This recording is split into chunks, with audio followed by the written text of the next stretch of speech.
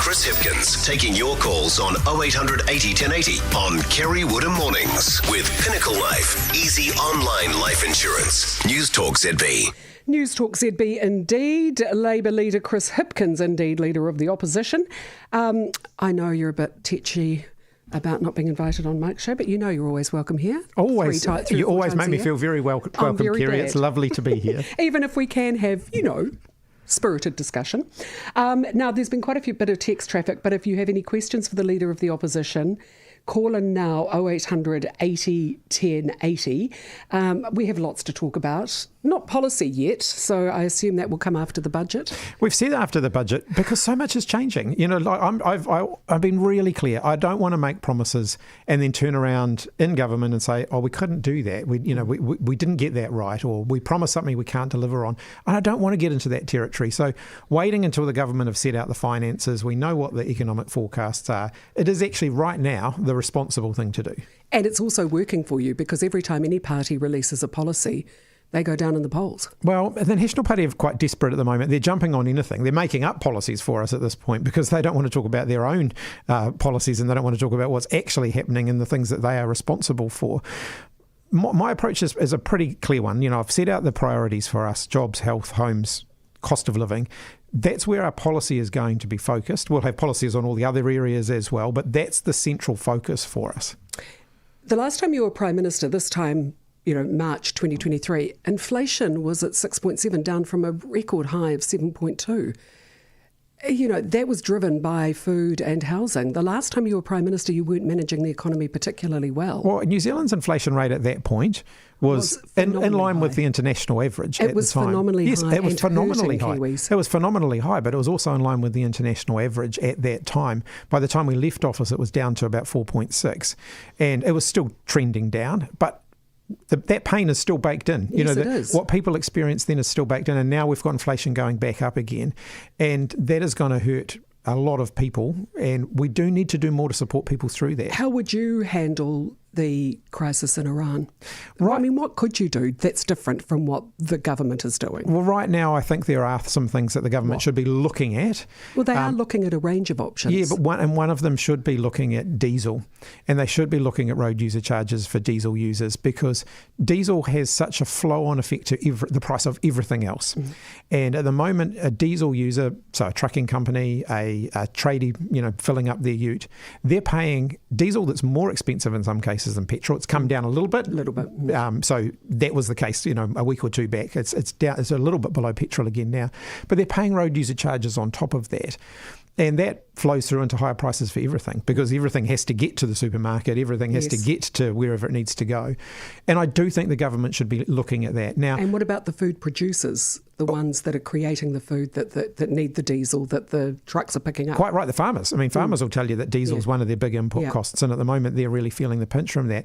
There's no short-term easy answer here, because there's a short-term cost to anything you do. And so if the government did do something in diesel, yes, there's a short-term cost to that. And that potentially has a longer-term consequence that we need to think about.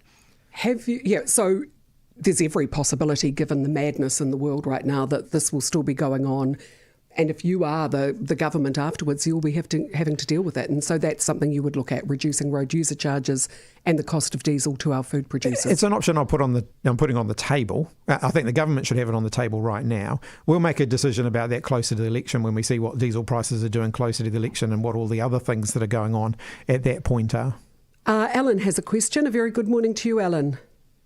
Yes, morning, Kerre and Chris. If you do get back into government, are you going to prioritise Maori and Pacifica in health over everybody else? We do want to close the gaps in terms of healthcare around Māori and Pacific people. We know that the Māori and Pacific population tend to have higher concentrations of health needs. But does that mean that there should be healthcare available to Māori and Pacific people that's not available to other New Zealanders? No, I don't believe that. So but you did believe it before. Well, I think there were some areas where the previous government got it wrong. So if you take vaccination, vaccination there's a lot of debate around that. I thought when we said that when it was rolled out, phasing it so that Māori and Pacifica got access by age cohort earlier than other New Zealanders, I don't think that was the right way of approaching that, and I wouldn't do that again. seeing as you raised it, I'd really like to clear up what happened with that cabinet paper that was released in your name that said that double vaccination of teenage boys wasn't necessary. How could you have a paper in your name with information in it that you say, what, you didn't know about? So the paper that you were talking about was from March. The issue here was that advice was provided to the Ministry of Health around December. Yeah, but it was released in a cabinet paper, as I understand it, with your name on it. Yes, but it didn't come to us until March. And so and in March, in that very same meeting that we received that paper, we also removed all of the relevant vaccine mandates from that age cohort. So, should we have had that access to that earlier? Yes. Would that have made a difference in the decision? It might have made a difference in the decision that we took back in December had we had that information. Parents of teenagers were really upset when this information came out, that you didn't trust them to make the right decision for their kids. So I think it's really important that people understand what the information is. The information was not questioning the safety of 2 doses of the vaccine for the vast bulk of the population. No, but there was a small risk. It was canvassing particularly around a mandate, whether there was a justification for a mandate. MedSafe's advice, so they approve vaccination at that point, and right the way through, and it remains their advice today, was that 2 doses of the vaccine was safe. And the technical advisory group who penned the advice about the mandate, their advice continued to be at that time that for the general population, we should still be... But for teenage boys. Yeah, for the population, for that teenage population, we should still make 2 doses available, still encourage 2 doses. Their question was whether it should be mandated. And I think it was the week after that advice, there was more advice that said we should make a 3rd dose available to that same age cohort. So we were getting a lot of advice. Now, the timing of that advice was very, very unfortunate that it didn't come to us in December when it would have been much more useful than in March. And when parents were taking their kids to get vaccinated because the kids were missing out on school sports and things like that, there was because of the climate around vaccination, it meant that kids had to have vaccines that they might not otherwise have had. Yeah, and so the advice, the March paper, the context of that paper, it wasn't actually related, the paper in question wasn't related to vaccine mandates. It was that I had asked for advice to go to Cabinet about this very issue, kids being excluded from extracurricular activities, any evidence that we had that was happening and how we could avoid that happening. Also for the younger age cohort who at that point still couldn't be vaccinated. And so that was the paper, and where we arrived as a cabinet was that the best way of dealing with that was just to remove all requirements from that age cohort. So vaccine passes, vaccine mandates and everything. Yeah, I was really hot on it. I just thought, how could you release a cabinet paper and then say, I didn't know what was in there? It's either incompetence or lying. Well, no, that particular paper was about that issue around extracurricular involvement, and the advice from December was slotted into that paper. It kind of, when you read the paper, it actually kind of sits slightly out of place with all of the rest of the advice in the paper. But at the time, all of that requirement was being removed. Let's not talk about COVID. Newstalk ZB, it's 10:16. Get the biggest news stories from the names you trust. Download our free iHeart app to play Newstalk ZB anywhere. We love Mum at Chemist Warehouse. Treat her to Prada Paradox Radical Essence Parfum 50ml, now just $189.99, save $90. And save 25% on Healthery's Women's or Men's Multi 30 tablets, only $11.99 each. Chemist Warehouse, great savings every day. The new iHeart Country NZ. Your home for Jordan Davis, Lainey Wilson, Cody Johnson and Jason Aldean. All the biggest stars in country music. iHeart Country. Auckland 105.4. The all-new Toyota RAV4 has arrived at Botany Toyota. New design, upgraded interior and advanced safety and tech. Come in, take a test drive and see why RAV4 is New Zealand's favourite SUV. Visit Botany Toyota today.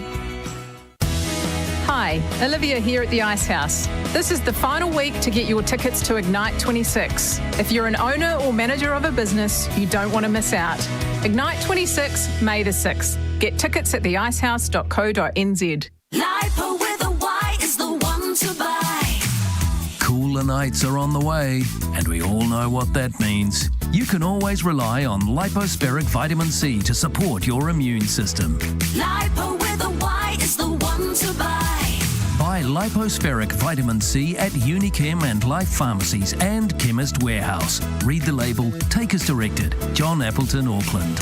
Lipo with a Y is the one to buy. Phil Ashby here, CEO at CreditWorks. April always reveals the same truth. The customers you trusted on gut feel are often the ones who cause the biggest headaches. A quick CreditWorks check could have changed that. Our commercial credit data is built for certainty, accurate, up-to-date and backed by decades of industry experience. When you know the facts up front, you trade confidently, not blindly. Contact CreditWorks today and protect your business tomorrow. Visit creditworks.co.nz. Do you know why so many of your neighbours are installing a shower dome shower top? Just watch the demo video at showerdome.co.nz. You'll see how a shower dome stops steam misting up your mirrors, stops mould and mildew, and saves energy. No extractor fans required. The best thing you can do for your home is install a shower dome. Available now at your nearest Mitre 10 store. Showerdome.co.nz. Depth, balance, perspective. Luxon is the one who has struggled to articulate himself on the war. Peters has not. It's clear that there is a perception out there that no one reported on the Mikey Sherman revelation because the media were protecting one of their own. I can tell you it is not imagined, it is true. Once you are hooked on the habit of free money, the expectation is created. Fortunately here, we've avoided that particular catastrophe in that we still remember what dumb economics looks like. Shout out to the Labour government of 2017 through 2023. Every view from every angle. Newstalk ZB. Newstalk ZB. Dave, you have a question for the Leader of the Opposition, who is in studio through until 11. Yeah, hello, Chris. Roger here. I just want to ask a question. If you become next government, will you reinstate Three Waters and have unelected iwi sitting on the 3 or 4 entities throughout New Zealand? No, we're not going to reinstate Three Waters. I think the reality is the local water done well, imposed by this government's costing ratepayers up and down the country a lot more than they should be having to pay. But undoing local water done well is just going to add to that cost, not subtract from it. So I think we just have to move forward with what the current government have put in place and try and find ways to contain the cost as much as we can. Thank you. Thank you. Thank you very much for that. So I said I wasn't going to do COVID again, and I won't after this one, but Three Waters also brought it mind. Like the COVID spending, 30-odd billion went to non-COVID projects, and that's something that your kids, my grandkids, are going to be paying for a very, very long time. Well, How could you justify that spending? Well, that's the Royal Commission's interpretation of what was COVID spending and what wasn't. So within that, they regarded the money that we spent ensuring kids could learn from home during COVID lockdowns, they regarded that as non-COVID spending, and that was quite a significant sum of money. Okay, what about the cameras on fishing boats? I think that was clearly probably should have been attributed to a different part of the government budget, so I won't quibble on that. School lunches? The COVID-19 response and recovery fund was also about the economic recovery as well.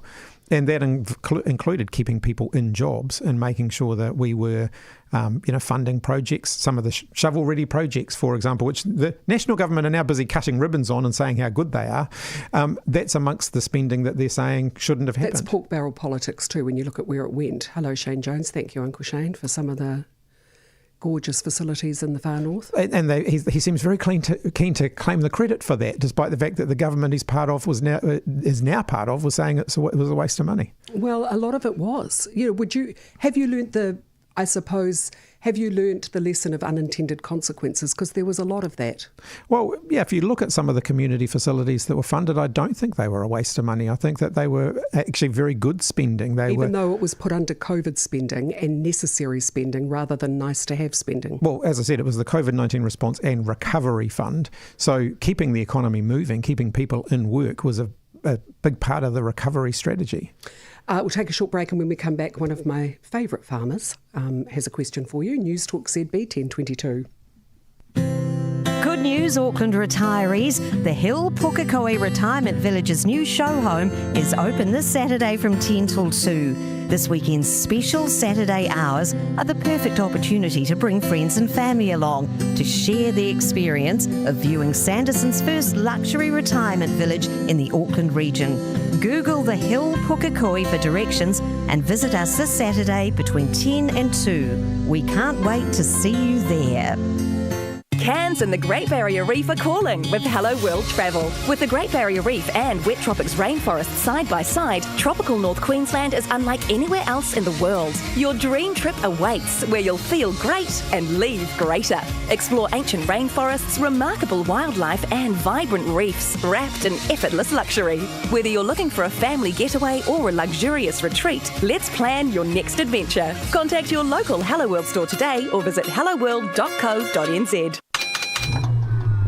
Struggling with slow Wi-Fi, a printer that won't print, or a computer that doesn't play ball? Don't tough it out on your own. Geeks on Wheels has been helping Kiwis for over 20 years with 10,000 plus 5-star reviews. Right now, if you're in Auckland and a new customer, you can get a discount on your first visit. Just mention this ad. Call 0800 424 335 or visit geeksonwheels.co.nz. With a wide range of hotels across Aotearoa, New Zealand, Scenic Hotel Group has your next escape covered. Book direct for our best rates and 50% off your second night with Scenic Hotel Group, subject to availability. So if you're thinking of getting away for a New Zealand staycation or even a long weekend, book direct and receive 50% off your second night. Plan a great scenic stay and book direct for 50% off your second night by viewing the very best offers at scenichotelgroup.co.nz. We look forward to seeing you soon. Seasoned developers demand certainty. At BCG, risk is managed, not assumed. Exceptional look and uncompromising quality. Visit bcgnz.co.nz. Build your legacy with BCG. Stop everything. Hunter Home's 30% off store-wide flash sale is on now. Save a massive 30% off all sofas, modulars, dining and occasional furniture. Hurry on now for a very limited time only. Shop in-store or online today, only at Hunter Home. Talk back with Chris Hipkins. Call 0800 80 1080 and have your say. It's Kerre Woodham Mornings with Pinnacle Life. Easy online life insurance. Newstalk ZB. I hope it is indeed one of my favourite farmers and not another farmer with the same name from the same district. Glenn, good morning. Good morning, Kerry. Good morning, Chris. Oh, no, it's not. It's not. No, it is. It is. A very tough question for you, Chris. So, batten down the hatches. So, 2017 to 2023, a lot of New Zealand's measures got way worse. Like kids were stupider, more crime, harder to fill the fridge, harder to get a doctor. What's going to be different this time? And don't say COVID because we've got the Iran war to deal with this time. What's going to be different? What have you learned so that if I vote for you in 2029, the kids aren't stupider and it's easier to fill the fridge? Oh, look, I don't think your kids were stupid at all during any of that period of time. But what I would say is, you know, one of the things that I have learned in my time in politics is sometimes government needs to slow down a little bit. I think one of the reasons that successive governments have got things wrong in areas like infrastructure, some of the decisions made in health and education, is because every government's trying to rush through changes so that they can stand at the next election and say, hey, look, here's this change that we have done that's delivered instant results. And there are very few problems that governments face that can be solved with a quick fix. And so I think, you know, one of my lessons is we need to slow down a bit. And an area like infrastructure, you know, I've said to the National Party, we're open to taking some of the politics out of that. On roads, you know, let's stop arguing about roads. Let's just acknowledge we haven't maintained them properly. We can't afford all the lovely gold-plated roads that they would like to be able to build. Let's figure out a plan of what the country can actually do over the next 10 to 15 years and then let the road builders get on with it and try and take some of the politics out of it. Supplementary, if I could, Kerry. Yeah. Yes, supplementary, Glenn, yes. How do you hold the line in the centre against the Socialists and the Māori Party, who are going to be very, very difficult to manage? Yeah, I think that's a real issue on both sides of the political aisle at the moment, because you see it on the government side as well, where they've got people, you know, to their right flank who want to pull things, you know, further to the right, and we've got people to our left who want to pull it further to the left. And my view on that's pretty clear. People should still get the government that they vote for. So if they're voting, more people voted National in the last election than voted for either ACT or New Zealand First. And yet I think ACT and New Zealand First have been given a disproportionate sway in this government. And so at the next election, my goal is to make Labour the biggest party. And that means we should get the biggest say in government. And the smaller parties, there should be some compromise, but they shouldn't be able to force things through that there's no public mandate for. And I think I'd really like to see, because I really think we can't afford the luxury of ideology right now. For the next 6 years, I don't think we can afford the luxury of ideology. I think there really does. I was reading Liam Dan's piece as well, which echoed a lot of thoughts that have been expressed on the radio. National and Labour, as the two biggest parties, need to work together to get us back on track. And you can be ideological later. There are always going to be areas of disagreement. It's not much of a democracy if everybody just says, look, vote for us, we'll do the same thing as them, we'll just do it differently. We want hospitals that work, and we want ones that aren't mouldy, and we want roads that aren't potholed. I think the fundamentals are the same. The objectives are the same, that's true. But I think what we've got to do is in areas like building new hospitals, building new schools, building new roads, fixing the water pipes, we've got to acknowledge that a whole lot of that isn't vote-winning stuff because it takes such a long time. Building a new motorway is a 10-year project. The person who turns the sod is not going to be the person who cuts the ribbon.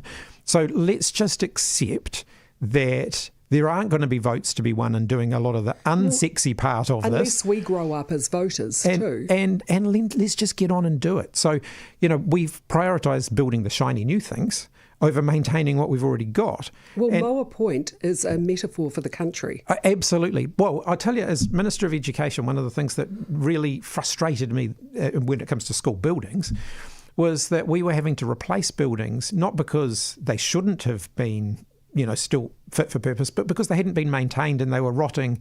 And if we'd just maintained them properly, we wouldn't have needed to replace them. So it cost us more having to replace stuff than if we had properly maintained it. And you look across the country and you'll find examples of that in every sphere of public infrastructure, whether it's schools, hospitals, roads, water pipes, the whole lot. And there's no votes in maintaining stuff. But maintaining stuff is what we need to do a lot more of. Absolutely. Please tell me you won't reverse the curriculum. I am seeing the changes with a 9-year-old and a 7-year-old in the house. The maths is just fantastic. The Royal Society said, thank God the curriculum changes have happened. It's not just me. This is the Royal Society of Mathematicians. I think the literacy and numeracy stuff has certainly been heading in the right direction. It's phenomenal. And there's a world of difference, and just you must see it with your kids. Yeah, but yes and no. If you look at the literacy stuff, that was building very much on the structured literacy approach that was being piloted when we were in government, and they've adopted effectively a similar approach in maths, and that's going well. You get into more controversy when you get into the social sciences and the sciences areas. We just want the fundamentals. That's what parents were spending money on. But I think for the extra tuition. Stability in that literacy and numeracy area is certainly something we'll be aiming for. Newstalk ZB 10:30. Newstalk ZB Auckland, time saver traffic. Switch to AMI car insurance. Now the Northern Motorway city-bound moderate coming in from Upper Harbour. Looks like we've got a crash just after Tristram. If you can update us further, 0800 jammed. Southern Motorway moderate, Penrose through to Green Lane. No delays on the northwestern or the southwestern. AMI roadside rescue is free with every AMI comprehensive car policy. T's and C's apply. Ivanka Zonic for time saver traffic. One of Auckland's best-kept secrets is opening its doors this weekend. Bayside Kawakawa Bay. Coastal property on the beautiful Puhutakawa coast, just 15 minutes from Clevedon. Open day this Saturday and Sunday, 1 till 3. Hi, I'm Andrew Kelleher from Shaw & Partners Financial Services. With over 35 years' experience helping clients grow generational wealth, we combine the personal attention of a boutique advisory firm with the global research and scale of the FG International, one of the world's leading private banks. We're dedicated to tailored wealth management, prudent long-term investing, and building relationships based on trust, integrity, and attentive service. Find us at shawandpartners.co.nz. Shaw & Partners, your partners in building and preserving wealth. You named your son, daughter and dog after Stacey Jones. And 4 and 20 Pies want to reward that faith with the 4 and 20 Warriors Grand Tour. The ultimate away game experience for you and a mate. I'm talking flights, accommodation, match tickets and a 4 and 20 merch pack. Like Stacey's mum, it's a prize that's got it going on. To enter, text PIE to 3236. The 4 and 20 Warriors Grand Tour. All thanks to 4 and 20 Pies, the original fan food. Hi, Stephen from Ian Home Flooring. Visit us now to view the very latest Everlast laminate flooring from Jacobson. See how you can save up to 50% on laminate flooring. Only at Ian Hunt Flooring, Albany and Mount Wellington. Ian Hunt Flooring. When diesel prices rise, it affects everything. That's where the new generation DAF comes in, delivering more fuel efficiency and lower running costs for operators, helping keep goods moving and costs down for everyone. Available now at Southpack Trucks. Don't miss the Bayside Kawakawa Bay open days this weekend from 1 till 3. Stunning coastal property on the Pahutakawa coast, just 15 minutes from Clevedon. Get all the details at baysidekawakawa.com. Newstalk ZB headlines. With Your Ride, New Zealand's #1 taxi app, download Your Ride today. The Finance Minister is downplaying coalition division on the Iran war. Winston Peters has reportedly apologised for releasing emails seeming to show that Chris Luxon wanted to more explicitly support the conflict, which Peters thought imprudent. Nicola Willis says different views always float about and voters don't care. Meanwhile, the US Secretary of War insists they're winning the Iran war, despite growing scrutiny of its price tag, about $25 billion so far. Pete Hegseth is asking for more funding. A criminologist is wary of a plan to crack down on nitrous oxide abuse. Victoria University's Fiona Hutton says the government can't arrest its way out of a drug problem.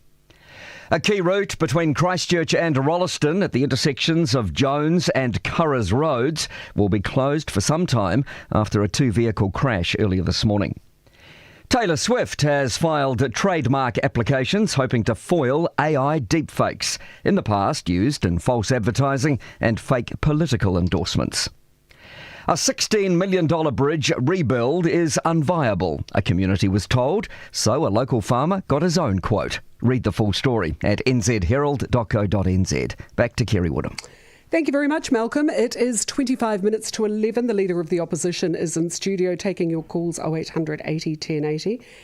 When are you going to grasp the nettle and raise the retirement age, or just allow for people to get less of a super at a younger age if they qualify, if their bodies are packing up? We do have a challenge around retirement. You've got to work with National on that, surely. And I think there does need to be some bipartisan agreement. I don't think that raising the retirement age is the answer, but I do think that we need to come up with some long-term consensus around what the answers should be.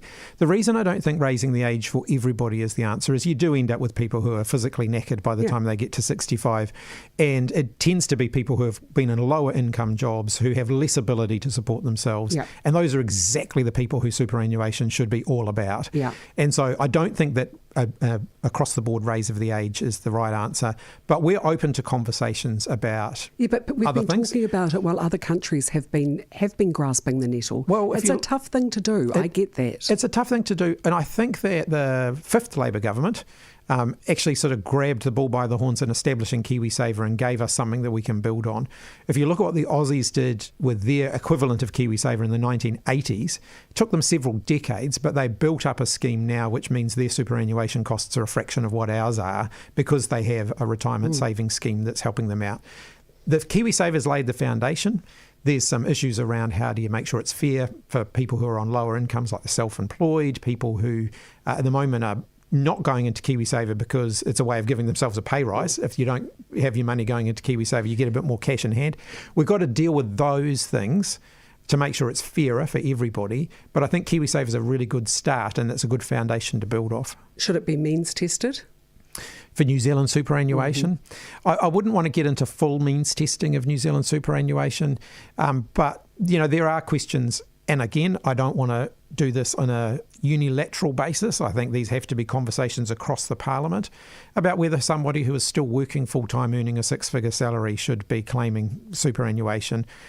I'm open to a conversation about that. But I think it has to be done in a constructive bipartisan way. How long will you be talking before anything happens? Well, I guess it depends, whether there's an appetite across the parliament to even have that conversation. But I just don't think... We've seen what happens when parties chop and change on superannuation. It's how we got into this mess in the 1970s. What we've got now originated from parties not being able to agree in the 1970s. And I think the way we get out of this mess we have to try and get some consensus around it. How will you grow the economy? It's in a parlous state. Whoever we want to blame for that, it's in a parlous state. And while we're paying back debt, we're not building roads or hospitals. We're not looking after people who need help. We've got to focus on where the next sort of generation of jobs for New Zealand are going to come from. They're going to come from areas that are what I'd say is adjacent to stuff we're already good at. So if you take our primary industries, for example, we're really good at producing food and the ingredients for food. What can we do that adds value to that? So there's research and development opportunities in the food space that we need to do more of, supporting our farmers to add value to their products. Same with wood. We're good at growing trees, but what do we do to add value to them? Because there's more jobs that can be, attained by not exporting raw logs, but exporting finished products. There's emerging areas for New Zealand around digital tech, for example, and particularly in the creative space that provide some great opportunities. So we're good at making film and television. And games. Gaming's huge. Video gaming was the next big thing. So we introduced a tax rebate in 2023 for the gaming industry, and it's already paid for itself. The government's already made more in extra tax than it costs to give the tax rebate back. And then the likes of Halter. Because of the growth in the area. Agri-tech. Halter's a great example. Fintech, companies like Xero, Henry, offering really innovative fintech products. So find the areas where we're doing well and say, okay, how do we build more businesses in those areas? So rather than just say, let's go off onto a whole area which is all entirely new, let's focus on the things that we know we're good at and really focus on growing them. And then, international trade's a big part of that. So, trade agreements are important, but we've got lots of opportunity now. We've got an EU free trade agreement, a UK free trade agreement, India free trade agreement, China free trade agreement, lots of opportunities to grow. We've just got to make sure that we've got stuff to sell. Were you just playing hard to get when it came to the FTA with India? No. You're not giving yourself away too easily? I think there are still risks in that, but we wanted to make sure we understood it so that we could be clear on what businesses need to be aware of. Okay. Lee, good morning to you. Good morning. Good morning.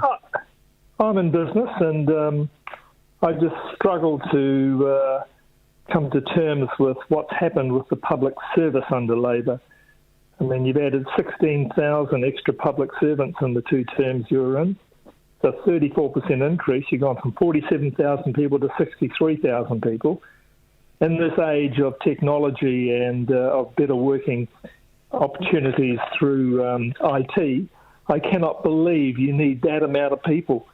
And it just really shows me that you guys are totally incompetent about running a large company, which the country is, because you just could not get away with that in normal business. You'd be broke. And, of course, we're broke. And that's because you guys have just spent so much money on this sort of stuff. And I just would ask you, if you're going to get back into power, are you going to take the number back down to 47,000 again, or are you going to leave the extra 16,000 people in place? Because they probably vote for you, so you'll probably keep them there. Well, look, if all those people weren't doing valuable work, I'm sure the current government would have got rid of them by now. The reality is that the population's grown, the demands on the public sector have grown, and there are new challenges that the public expect the public service to deal with. I do think there is opportunities now, though, that even weren't available 2 years ago, let alone 6 or 7 years ago. AI provides an opportunity for government to look at some of its processes and how it can do those more efficiently. The potential to digitise a lot more government services so that they are more efficient, I think, is growing by the day. We looked at changing government departments' IT systems, for example, hugely expensive 7 or 8 years ago. A lot of the cost of that is coming down dramatically, though.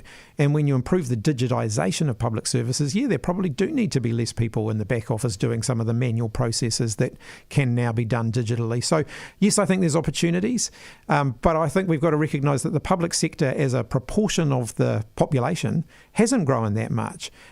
It's that the population has grown and that citizen demands for public services have grown. haven't seen a huge demand for the Ministry for Women. If you look at areas, I mean, that's only at the margin. If you look at areas which will grow and say, take Ministry of Social Development, there's more processing involved, there's more superannuitants, that involves more people at the other end, making sure you're getting your superannuation. If you look at the Ministry of Education, where was the growth there? It was in curriculum development, including things like literacy and numeracy. Which that spent an absolute fortune on public servants, but also outsourced to so many contractors. The money spent could have gone to teachers. I think the outsourcing of the curriculum, which is... So here's what's happened. Since the election, they let go a lot of the people we'd employed to do the curriculum and have now outsourced it to contractors. It's not. That's what you were It's doing. no cheaper doing outsourcing to contractors. The one area I'd say, though, so again, take the Ministry of Education again. Big increase in the number of people managing school buildings during the time that I was Minister of Education. It's because there's so much more work to be done. If we'd maintained those buildings properly in the first place and had people doing that work in the first place, we wouldn't have the bill that we're facing now. Newstalk ZB, it is 17 to 11. NZD SOS stands for New Zealand Doctors Speaking Out with Science. Doctors and other medical professionals sharing commentary and perspectives on the pandemic response, vaccines and public health policy. If you're researching COVID boosters, learn more at nzdsos.com. You messed up my life. Don't talk like you're better than me, not after what you did. From the creator of Baby Reindeer. I hate the way you live your life, but that doesn't stop me wanting every bit of it. Half Man, streaming now on TVNZ+. Get the blender fired up with this super spirits deal. There's Ballantine's Whiskey, Absolute Vodka or Beefeater Gin 1 litres, and Olmeca Reposado Tequila or Jack Daniel's 700ml bottles, any two for $99. Pop some Mum Marlborough Brut Bubbles, any two for $60. And grab a 24-can slab of Spate Summit Ultra Low Carb, $44.99. T's and C's apply. Remember to put the lid on the blender, or there goes the ceiling. Cheers to that. Super liquor. Cheers to that. Step into a new standard of living at the Botanic Hibiscus Coast's Autumn Open Weekend. Explore spacious and stunning architecturally designed villas and apartments. Wander through beautiful gardens, enjoy lunch at the Clubhouse Cafe, and discover the Botanic's exceptional wellness amenities. For a limited time, secure a 50% share in capital gain. Head along to the Open Weekend this Friday to Sunday from 10 till 3 at the Botanic Hibiscus Coast in Silverdale. Jen didn't think she needed a DVS system. Oh, I've got insulation and that. But Jen had forgotten about the mould on her walls and curtains. Ah, yeah. So Jen got DVS home ventilation, and its fresh air in, stale air out technology went to work, making her rooms drier, healthier, plus mould and mildew free. Say yes to DVS. Your healthy home isn't complete without it. The heart of a healthy home. DVS. As a confidential invoice financing company, we can't really do ads featuring case histories or client testimonials. Sensitive information. Nobody else's business. But if we could, there'd be one about the clients have used us to keep things moving when it gets a bit tight. Another one about how it was a tool to accelerate and manage growth. There'd be the classic know our business ad and maybe a cash flowing jingle, if we can find something that rhymes with cash flowing. But no names. Except ours, Pacific Invoice Finance. Oceans of possibility. Chris Hipkins answering your questions on Kerre Woodham Mornings with Pinnacle Life. Easy online life insurance. Newstalk ZB. Chloe Swarbrick, co-leader of the Greens, would like to be Finance Minister. No, absolutely not. Well, not in a Labour government. A Labour coalition government. You're not going to get there on your own. Well, not in a Labour coalition government either. As I said, you're ruling it out already? Already have. Yeah, I know, but you're getting closer to the election. And I know your poll numbers are looking good now, but once you release policy, it might change. Look, the Prime Ministership and the finance portfolio should go to the biggest party that's in government, and I think that should be non-negotiable. She might go with ACT. You'll be sorry. Oh, look, I'm not going to go in the, we'll work with these people or those people right now. We will set that out closer to the election. Well, you wouldn't work with ACT. But there are some bottom lines, and clearly, having the finance portfolio held by a smaller parties just isn't tenable. Why not? What if she's the best person for the job? Because, as I said, the the public should get broadly what they vote for. And, when Labour or National Leader government, they have significantly more support, generally speaking, than the smaller parties who make up part of the government. And the governing arrangements should reflect that. At least she's releasing budgets and policies. Well, and, you could critique much of that on the basis that the economic forecasts and all those numbers are changing, and I don't think that that's something that I want to get into right at the moment. Why 3 GP visits? I mean, I get a capital gains tax, a targeted capital gains tax, but why, in the name of all that is holy, with all that is going on, would you put it to 3 GP visits for people who don't need it? Because keeping people out of hospital yes, is one of the best things we can do for the health system. Of course it is. Absolutely. But why give it to people who don't need them? Because why are you so obsessed with universal when there are people who don't need it? Because many of those people are also ending up in hospital with avoidable illness. They are. You go and talk to anyone in a hospital emergency department, they'll tell you that there are people from across the economic spectrum ending up in a hospital emergency departments. Because they couldn't afford to go to a GP. With conditions that could be dealt with by GPs. I think that is absolute tosh.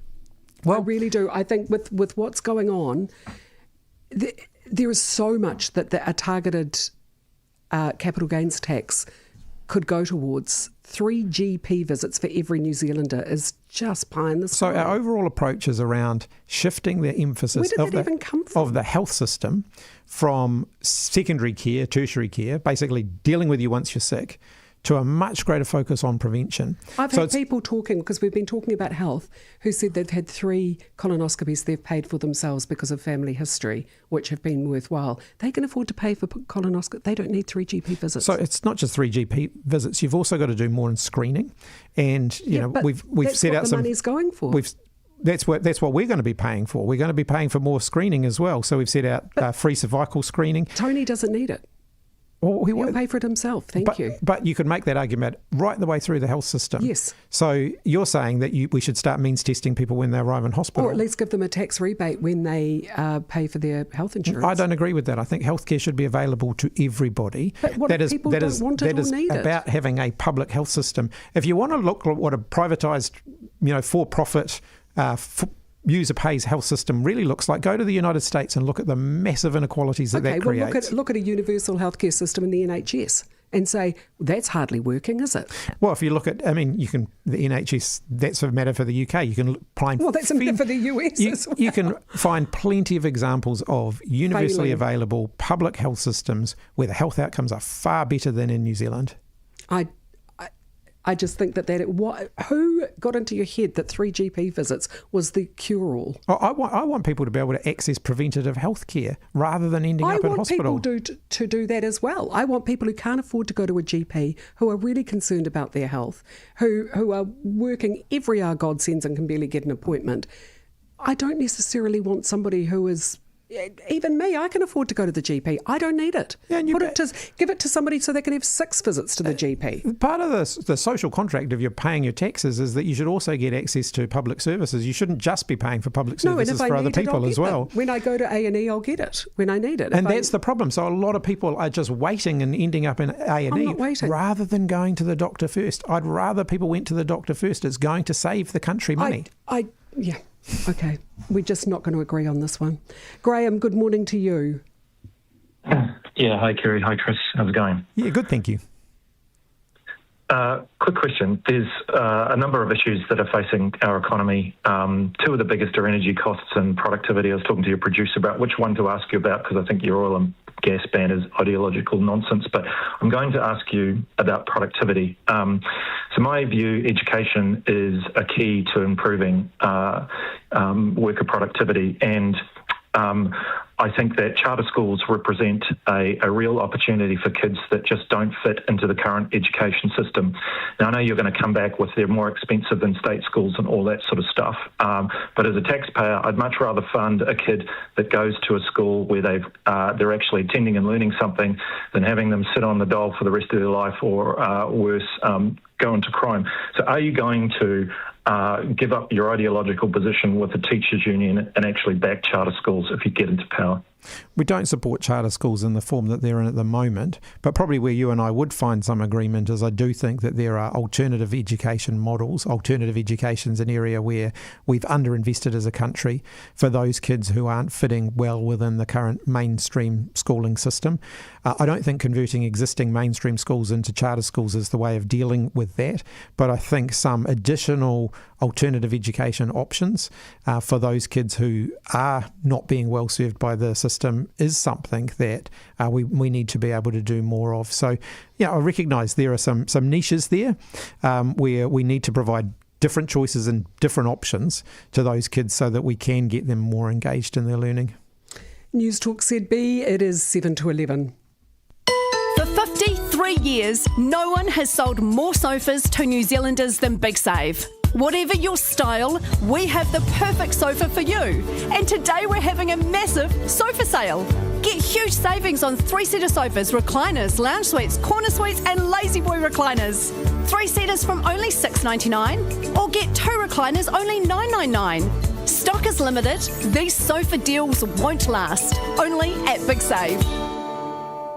Hi, I'm Andrew Kelleher from Shaw & Partners Financial Services. With over 35 years' experience helping clients grow generational wealth, we combine the personal attention of a boutique advisory firm with the global research and scale of the FG International, one of the world's leading private banks. We're dedicated to tailored wealth management, prudent long-term investing, and building relationships based on trust, integrity, and attentive service. Find us at shawandpartners.co.nz. Shaw & Partners, your partners in building and preserving wealth.